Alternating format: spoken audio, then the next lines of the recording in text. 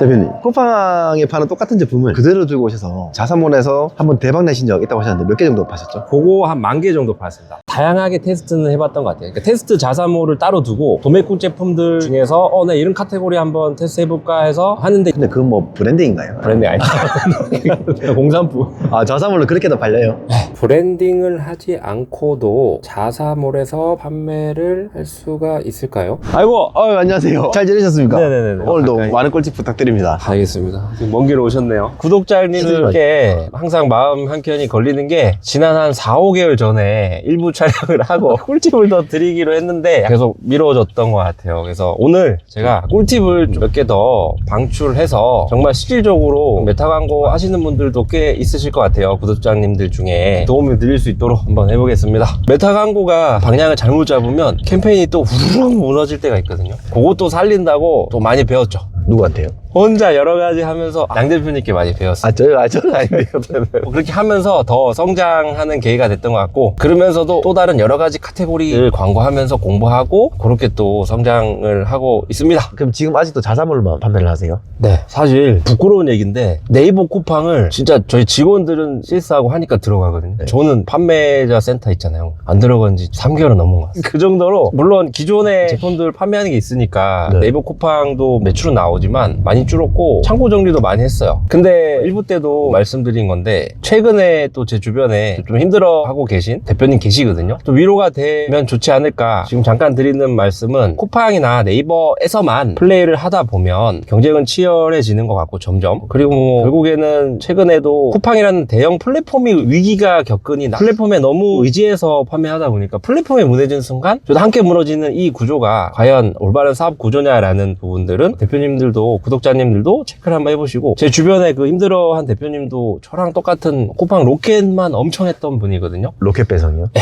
그분도 제가 최근에 자사몰 좀 말씀드리고 지금 막 구조 변하고 있는데 아직도 힘듭니다. 그분은 저보다 창고가 더 컸거든요. 그거 고정비 줄인다고 지금 되게 힘들어하고 있어요. 그러니까 제가 생각하는 건 유통 전략과 브랜딩 전략이 있는데 너무 유통 전략으로만 가서는 안 된다. 유통 전략과 브랜드 전략이 달라요? 유통 전략은 아무래도 가격 싸움을 하게 되고 경쟁 구도에서 이겨야 되는 전략이다 보니 그 플랫폼 공부하기 시작하죠. 그게 진짜 실질적인 마케팅이 아닌데 과거에 저는 그게 마케팅 공부인 줄 알았어요. 플랫폼을 겁내 공부했던 것 같아요. 근데 플랫폼은 영원하지 않죠. 플랫폼도 계속 변하기 때문에 걔네 상위 노출 로직이 바뀔수록 저는 또 공부해야 되고, 그게 진정한 마케팅 공부 본질은 아니거든요. 요즘에 대표님 스터디 모임도 되게 많으시잖아요. 그쪽 분들도 다 온라인 판매를 하시는 분들인가요? 네, 지난 년간 스터디 모임에서 좀 많은 변화가 있었는데, 원래는 저희가 건기식 하면서 만난, 그 전에 알던 분들도 계셨지만 아젠다 주제는 건기식이었었어요. 근데 건기식 시장이 아시는 분도 아시지만 되게 치열하고 자본을 통해서 플레이를 잘 해야 되거든요. 해보니까. 건기식 말씀이시죠? 네. 그래서 건기식을 이제 너무 쉽게 들어가기보다는 건기식 시장은 분명히 매력적이란 말이죠. 이유는 일단 부피가 작고 재구매가 엄청 크기 때문에 초반에 조금만 고객들 확보를 하면 재구매가 엄청 세요. 부피도 되게 작고. 다만 이제 건기식을 플레이를 단순히 아까 말씀드렸던 유통 전략처럼 그냥 네이버 쿠팡에서만 판매해야지 라고 한다면 되게 치열한 시장인 것 같습니다. 그래서 결국에는 공부가 들어가야 되고 진하게 나만의 제품을 만들어서 메타 같은 자사몰에서 브랜딩을 위한 플레이를 한다면 괜찮은 시장이 될 수도 있을 것 같아요. 그럼 건기식 다시 하실 건가요? 자본을 좀 모으고 저는 결국엔 건기식 한 번 더 하려고 제 브랜드 아직 안 죽였어요. 그때 되게 그래도 열심히 만들었거든요. 그때. 그래서 그 브랜드에 대해서 애증이 있기 때문에 나중에 한번 다시 자본금을 모으면 한 번 더 하고 싶습니다. 로켓은 그래도 제 생각에는 한번 뭐 억대로 정점을 찍으셨잖아요. 네. 지금 왜 안 하시죠? 로켓을 제가 초기 때 선점을 잘해서 운이 좋게 들어갔는데, 그때는 로켓에 카테고리에 제품들이 많지 않았기 때문에 저 이 제품 있어요, 이 제품 있어요 하고 로켓에 올리면 거기 매니저를 BM이라고 하는데 BM님들이 각 카테고리마다 있는데 이 제품 자기네 카테고리 없으니까 다 받아줬어요. 흔히 얘기하는 초록불이 딱 떠가지고 초록불 뜨면 그 다음에는 디벨롭해서 입점하면 되거든요. 근데 그런 시스템이었죠. 경쟁이 치열하지 않았으니까. 사실 내부를 잘 들여다보면 인기 없는 제품들만 남았거든요. 요즘에 로켓에서 제품들을 보여주시면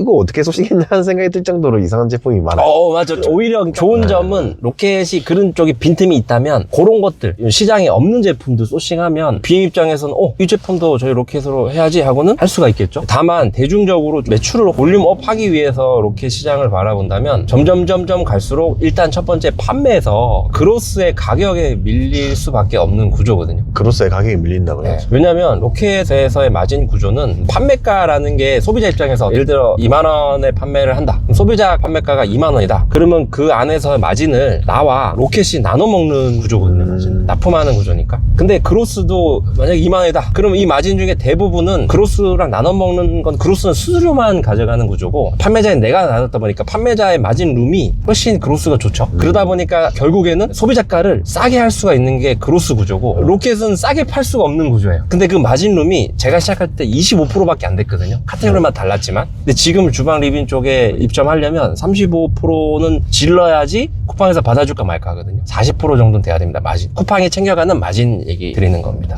대표님. 네네. 계속 뺑뺑 도시죠. 저희 어디 가나요? 지금. 커피숍 가서 못다한 얘기 나누고 꿀팁 방출, 제가 낭 대표님 꿀팁까지 해보겠습니다. 여러분, 구독자 여러분 기대하십시오. 방향을 좀 잘 잡아야 될 것 같아요. 기존에 했던 네이버 입점해서 팔면 되지, 쿠팡 그로스 하면 되지, 쉽게 어떤 제품 떼와서 플랫폼에 넣고 판매를 하면 되지라고 생각을 하는 건 이제는 제가 생각했을 때는 물론 거기서도 정답이 있을 수 있지만 레드오션이라 생각하거든요. 경쟁 피하기 전략을 잘 가야 될 것 같습니다. 제가 왜 네이버 쿠팡을 아까 3개월도 안 들어갔다 3개월 동안 하는 이유가 있지 않을까요? 저는 자사몰에서 하는 이유가 분명히 있거든요. 경쟁자가 네이버 쿠팡보다는 확실히 적기 때문에 아무래도 자사몰에서 나만의 어떤 전략을 잘 펼치면 승부를 볼 수 있을 것 같습니다. 오, 여기 이쁘네. 대표님, 쿠팡에 파는 똑같은 제품을 그대로 들고 오셔서 자사몰에서 한번 대박 내신 적 있다고 하셨는데 몇 개 정도 파셨죠? 그거 한 10,000개 정도 팔았습니다. 10,000개요? 얼마 만에요? 2달? 2달 만에 15,000개예요. 10,000개 좀 넘었던 것 같습니다. 근데 그게 이제 시즌성이라서 작년 여름에 팔았죠. 자사몰에서 메타를 연습한다고 하시다 보니까 잘 팔리신 거죠? 그때 이제 쿠팡에서 판매하는데 좀 반응이 시원찮아서 다른 제품 할까 하다가 메타 광고를 한번 테스트 해보자 해서 소액으로 광고를 돌려봤는데 지표가 잘 나오는 거였어요. 그래서 신기해서 그때부터 이제 사입하고 막 디벨롭 해갖고 다양하게 테스트는 해봤던 것 같아요. 그러니까 테스트 자사몰을 따로 두고 도매국 제품들 중에서 나 이런 카테고리 한번 테스트 해볼까 해서 하는데 이제 이런 전략들도 다 방금 말씀하셨던 여름 시즌 제품 팔면서 자신감도 생기고 그러면은 처음부터 사입할 필요 있나? 근데 이제 사실 이런 전략들은 지금 시기에 굉장히 중요한 것 같습니다. 근데 그건 뭐 브랜딩인가요? 브랜딩 아니죠. 공산품. 아, 자사몰로 그렇게도 팔려요?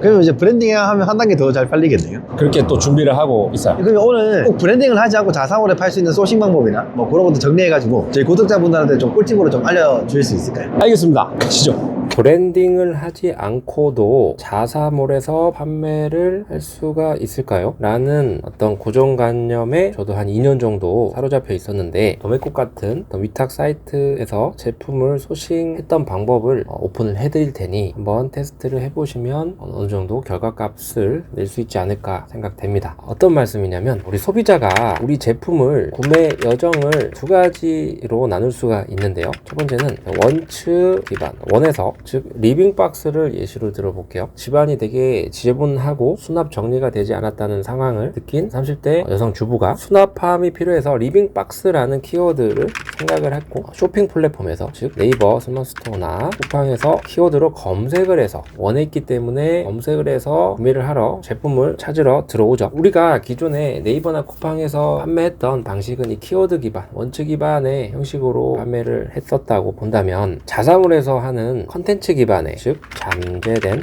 니즈를 불러일으키는 방식으로 접근을 해야 됩니다. 즉 키워드가 없는 제품들도 판매를 할 수가 있다는 건데요. 평소에 지저분했을 때 애들이 막 어지럽혀서 수납함이 필요했다라고 생각을 했지만 까먹고 있었어요. 그러다가 잠깐 휴식 시간에 인스타그램을 릴스 위주로 숏폼을 소비를 하고 있는데 숏폼을 컨텐츠를 보다 보니까 내가 원했던 투명한 네모 박스에 플라스틱 리빙 박스가 나왔다. 잠재되어 있던 니즈가 불러일으켜져서 나도 모르게 3초 만에 영상을 보고 손가락이 눌러지고 클릭이 들어가는 순간 자사몰의 어떤 상세 페이지로 유입이 되는, 그래서 상세 페이지에서 또 설득이 돼서 구매까지 가는 구매 여정이 기존에 우리가 판매했던 네이버 쿠팡에서의 판매 전략과는 다르다라는 부분을 명확히 인지를 하고 준비를 해야 될 것 같습니다. 소싱을 할 때 그러면 어떤 부분들을 좀 눈여겨볼 필요가 있어요. 첫 번째, 방금 말씀드렸던 너무 키워드에 빠지지 말자. 키워드가 없는 제품들이 그동안에는 판매를 할 수 없었다면은 자사몰 자사몰에서 메타 광고나 컨텐츠 기반의 유입을 통해서 노출을 시키고 유입을 한다면 키워드가 없는 제품들도 판매를 할 수가 있다. 그래서 고정관념을 좀 깨자. 그리고 메타 광고를 기준으로 제가 설명을 드리다 보니까 메타 광고라 하면 인스타그램 또는 페이스북에서 스폰서 광고를 하는 걸 말하는데요. 인스타그램을 하는 소비자의 어떤 관점에서 그리고 그 소비자의 어떤 행동 패턴을 생각을 하고 소싱을 한다면 팔리는 소싱 제품을 찾을 수 있을 것 같아요. 좀 더 설명을 좀 들어보면 우리가 쇼퍼에서 1초, 2초, 길어도 3초 안에 눈에 띄지 않으면 그냥 쑥쑥 넘어가거든요. 즉 3초 안에 인스타그램을 하는 유저가 어떤 제품이구나 라는 거를 직관적으로 표현할 수 있는 제품이라면 좀 쉽게 팔릴 확률이 높다고 생각을 합니다. 그리고 네 번째는 아무래도 좀 더 쉽게 팔릴 수 있다라고 하면 판매가가 3만원에서 5만원 정도 아니면 2만원의 어떤 저가녀 제품들 위주겠죠. 보통은 저가녀 상품이라고 하는데 구매를 하기 위해서 좀 더 정보를 취득해야만 하는 고가녀의 그런 제품들이 아닌 쉽게 충동적으로도 빠르게 살 수 있는 저가녀 상품들, 충동 구매형 상품들의 경우에는 브랜딩을 단단하게 해놓고 자사몰에서 메타 광고 플레이를 하지 않더라도 흔히 얘기하는 공산품도 판매가 가능합니다. 다섯 번째, 제품 하나를 팔았을 때의 마진이 적어도 15,000원 이상은 나올 수 있도록 원가와 판매가를 세팅을 하는 게 좀 핵심인 것 같아요. 그 말은 우리가 결과당 비용을 코스트 퍼 액션이라고 하는데요. CPA, 이 메타 광고를 나중에 해보시면 손익 CPA가 되는 선까지는 광고를 증액하는 어떤 매출 곱하기 전략을 펼칠 수 있거든요. 이때 그 CPA, 결과당 비용이 대략 한 10,000원대 전후로 카테고리마다 다르지만 광고를 하면 나올 수가 있다는 거죠. 우리가 하나 팔았을 때 마진이 적어도 15,000원 이상 정도는 돼야만 이 광고 룸이 생기기 때문에 메타 광고 플레이를 할 수가 있습니다. 다만 카테고리마다 다르기 때문에 여기서 중요한 거는 곧바로 사입을 하고 사입한 제품을 브랜딩을 해서 메타 광고를 하는 전략이 아닙니다. 요즘에는 소비자들의 어떤 주머니 사정도 넉넉지 못하고 최근에 경기가 많이 둔화되어 있기 때문에 지금 예전 2, 3년 전 방법처럼 시장조사 빡세게 하고 거기서 어떤 제품을 바로 사입을 해서 브랜딩하고 마케팅을 한다라는 전략은 되게 위험한 전략입니다. 저도 이렇게 했다가 한번 되게 힘든 경험을 했기 때문에 이 영상을 보고 계신 구독자님들께서는 한번 잘 생각을 해보시고, 자 그럼 어떻게 해야 하느냐. 먼저 간단한 테스트, 잘 제품을 메타 광고 같은 광고 채널의 테스트 결과값을 잘 피드백해서, 저 같은 경우는 메타 광고에서의 어떤 CPC나 CPM 같은 지표값들, 그리고 CTR, 클릭률, 전환율들을 보면서 메타 광고에서는 CPM이 경쟁 강도로 표현을 할 수가 있는데요. 경쟁자들이 많구나, CPM이 높구나. 건기식 같은 카테고리는 CPM이 4, 5만원 정도 나오죠. 전환율 같은 기본 지표들을 보면서 이 제품 또는 이 카테고리는 메타 광고에서 한번 할만하네 라는 테스트 값을 얻은 이후에 사입을 하는 게 요즘에는 더 안정적인 방법인 것 같습니다. 그리고 우리가 광고를 하는 모든 광고주들의 광고 소재를 한 곳에서 다 볼 수가 있도록 메타 광고에서는 오픈을 해주고 있는데요. 광고 소재를 소싱할 때도 벤치마킹을 할 수 있는 메타 광고 라이브러리를 참고하면 좋을 것 같아요. 구글에서 메타 광고 라이브러리를 검색해 보면 보이죠? 모든 광고로 바꾸고, 예를 들면 리빙박스라고 검색을 해보겠습니다. 그러면 리빙박스로 광고를 하고 있는 광고주들의 광고 컨텐츠들이 사진 또는 영상으로 다 볼 수가 있기 때문에 어떤 벤치마킹 지표로서도 볼 수가 있고, 이런 식으로 볼 수가 있죠. 자, 근데 여기서도 재밌는 부분이 밑으로 내려갈수록 여기 보시면 2025년 6월 23일 광고를 시작한 날짜인데 6월 23일 날 만든 광고를 지금까지 한 7개월째 돌리고 있다는 거는 이 광고가 다른 광고들보다 효율이 괜찮게 나오기 때문에 이 광고주는 7개월 동안 아직도 이 광고를 끄지 않고 돌리고 있다라는 거겠죠. 그러니까 이 광고에서 어느 정도 캐시카우가 됐다라는 얘기의 반증일 것 같아요. 그래서 이런 광고들을 벤치마킹을 해서 만들면 될 것 같고,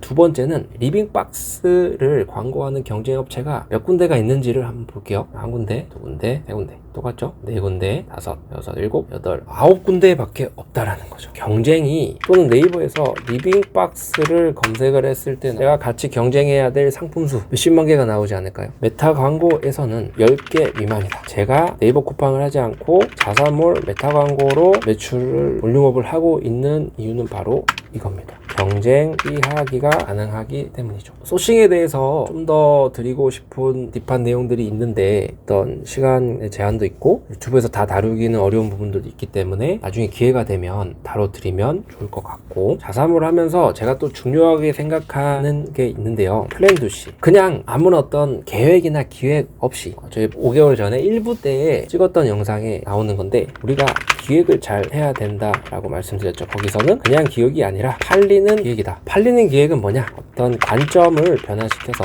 어떤 소비자의 관점에서 볼 줄 알아야 되고, 팔리는 기획을 하는 데 있어서 이 기획단에서 한 가지 더 말씀드리고 싶었던 게 있는데요. 바로 개개인의 목표가 기획단에 명확하게 들어가고 데드라인이 정해져 있다면, 즉 예를 들면 내가 한 달에 월 수익 얼마야? 그러면 맨 마지막에 메타 광고의 경우는 일 예산은 얼마를 쓰면 돼? 라는 결과값을 낼 수 있는 중간 과정이 필요하다라는, 그 과정 중에는 KPI가 목표인데 어떤 목표 로아스라든지 어떤 목표 CPA, 결과당 비용, 그 외에 어떤 목표 마진 등등으로 역산을 해서 계산을 했을 때 월을 역산을 통해서 GPO에서 하루에 그러면 광고비 얼마를 쓰고 몇 프로의 로아스를 또는 얼마의 CPA 손익을 달성을 하면 마진율이 어떻게 돼서 얼마를 버는구나 라는 명확한 계획이 우리 광고하는 기획 안에 들어가 있어야 된다 하면 할수록 굉장히 중요한 부분인 것 같습니다. 플랜에서는 이런 얘기들이 있을 수 있고, 두는 제가 큰 키워드들만 얘기를 잠깐 드리더라도 아마 많은 분들이 도움이 되지 않을까 싶은데요.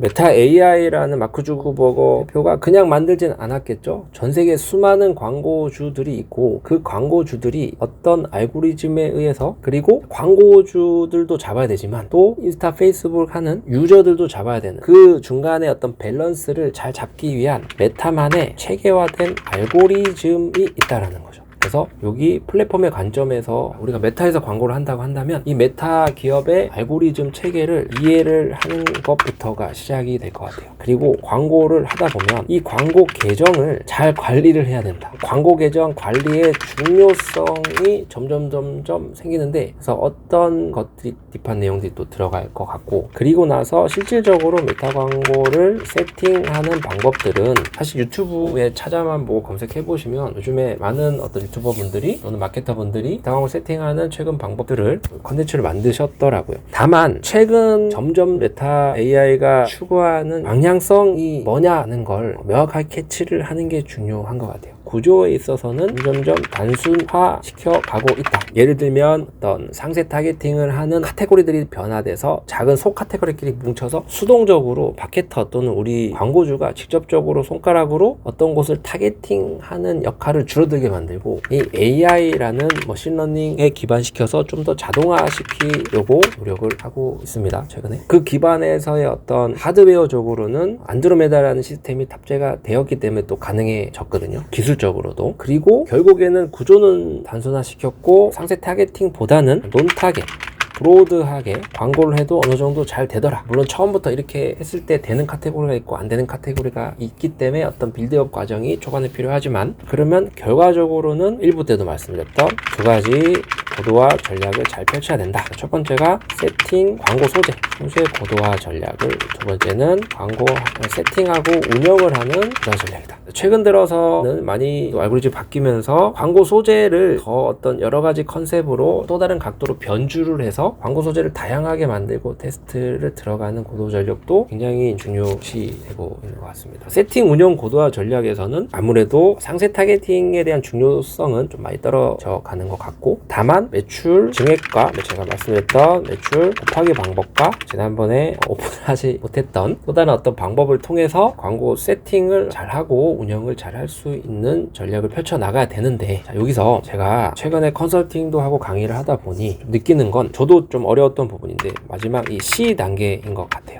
혹자는 광고를 했으면 이 두 단계 이후에 그 광고에 대한 분석을 하고 조치를 한다. 저는 이거를 피드백한다 라고 생각을 하거든요. 이 부분이 정말 중요한데 광고를 어려워하는 분들이 많으신 것 같아요. 저도 처음에는 어려웠다. 근데 왜 어려웠냐 라는 거를 들여다봤을 때 일단은 광고의 이제 용어를 이해하는 것부터 시작인 것 같아요. 그리고 그 용어의 어떤 지표들을 나만의 지표를 만드는 얼맞춤을 설정을 좀 해줘야 될 것 같고, 그 지표를 보는 방법들도 나이대, 성별, 어떤 위치에서 노출되고 있는지, 그리고 히스토리 등등을 최근에 제가 이제 시간대별로 어떤 보고서를 보는 방법을 통해서 어떤 무언가 것들을 활용을 하고 있는데요. 이 부분에 대해서도 제가 나중에 이제 기회가 되면 또 이 부분도 따로 시간을 내서 낭만셀러 대표님, 구독자님들을 위해서 또 많이 풀어드릴 수 있도록 하겠습니다. 사실 제가 요즘 드는 생각은 너무 이런 광고에 푹 빠져서 공부 막 하고 파헤치다 보니까 성격이 너무 숫자 노름에 빠지는 제 모습을 발견을 했는데요. 여러분들은 그런 우를 범하지 마시고 상식적인 선에서 예를 들어 볼까요? CPM이